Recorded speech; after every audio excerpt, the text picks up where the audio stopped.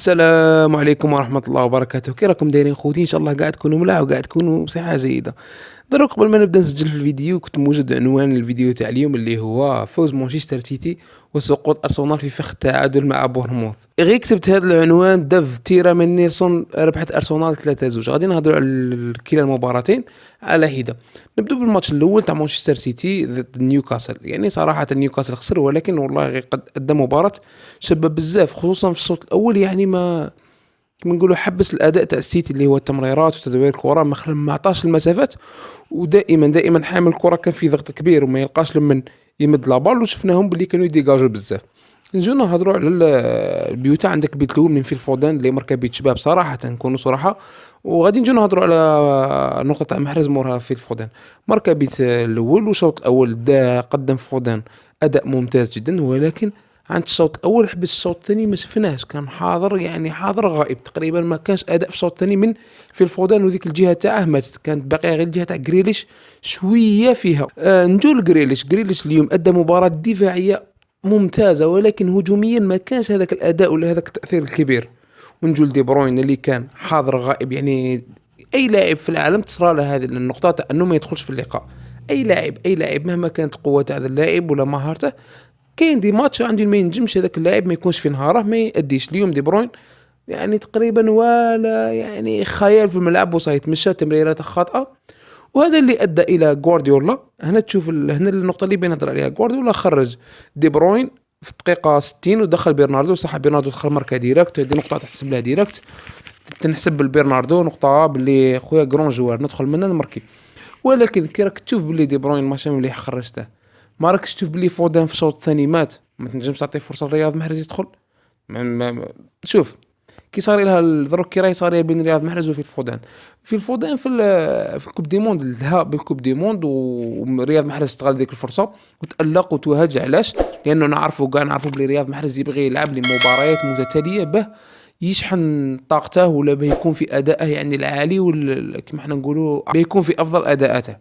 استغل محرز هذيك الفرصه، قاعد يسجل اسيستات يسجل.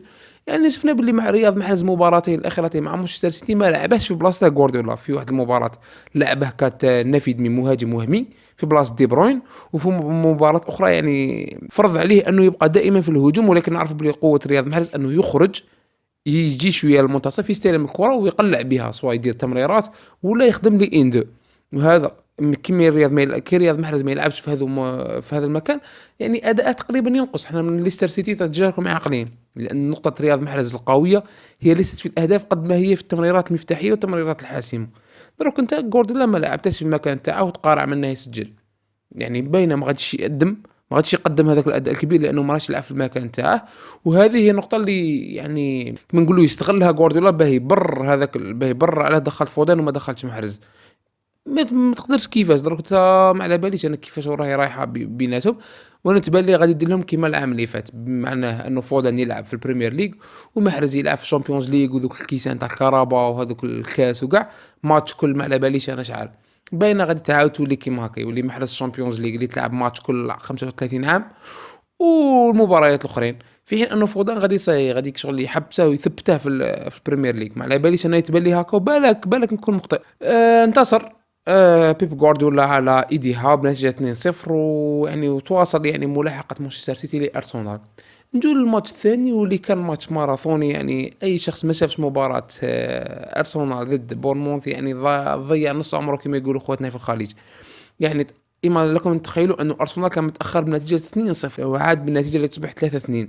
يعني مباراة يعني أسطورية. بورنموث خطف الهدف الأول وفاجأ أرسنال في غفلة كما احنا نقولوا في غفلة دا الهدف الأول، ثم بعد ذلك زاد الهدف الثاني من ركنية ورأسية شفناها. علاش هذو الهدفين دخلوا في أرسنال، وعلاش أرسنال ظهر بهذاك الشكل الباهت تقريبا في الشوط الأول؟ لأنه كل من أرتيتا ولاعبين أرسنال يعني احنا نقول استصغروا الخصم. يعني بما قول اخر يعني حقروهم فاهم. بديلها بفيرا، بدل ايميلي سميثرو يعني كنا نهضر عليه ثاني من القدام. بديلها يعني بلاعبين تقريبا تومياسو في بلاصه بين وايت. شفناهم باللي يعني ما كانوش بذاك القوه تاع اللاعبين الاساسيين. ولكن في الدقيقه 45 خرج تومياسو. ارتيتا دار تغييرات في المستوى، خرج تومياسو دخل بين وايت، دخل نيلسون. دخل نيلسون، شفنا بلي انه نيلسون دار اسيست بين وايت سجل، وباللي انه نيلسون هو اللي سجل الهدف تاع الفوز، الهدف الثالث. يعني بما معناه انه تغييرات ارتيتا كانت يعني ممتازه، 10 على 10 في التغييرات. قرا الماتش وعرف وين راهم الاخطاء وصححهم، وهنا يبين لك بلي راه مدرب كبير. يعني بالك حقر الخصم في البدايه، وهذه تصرى لكل المدربين في العالم دائما. تكون عنده مباراه وين يحقر الخصم يقول ارجع في هذا الماتش نريح اللاعبين تاعي ونعطي فرصه للاعبين، يعني ربما واحد عائد من الاصابه ولا. ولكن كي شاف الاخطاء وشاف باللي غادي الماتش راح من يديه وغادي يخسر، عاود رجع اللاعبين تاعه وعاد في المباراه وانتصر ب3-2، واستمر يعني في صدارة الدوري. اللي صراحة بعد هذا المباراة، بعد هذه المباراة، نقدر نقول يعني بلي ارسنال يستاهل انه يفوز بالدور الانجليزي الممتاز. يعني شوف، النقطة القوية اللي تعجبني في ريال مدريد واللي دائما تسمعوها في اليوتيوب وفي البلاطوات التحليل وكاع، هي شخصية البطل.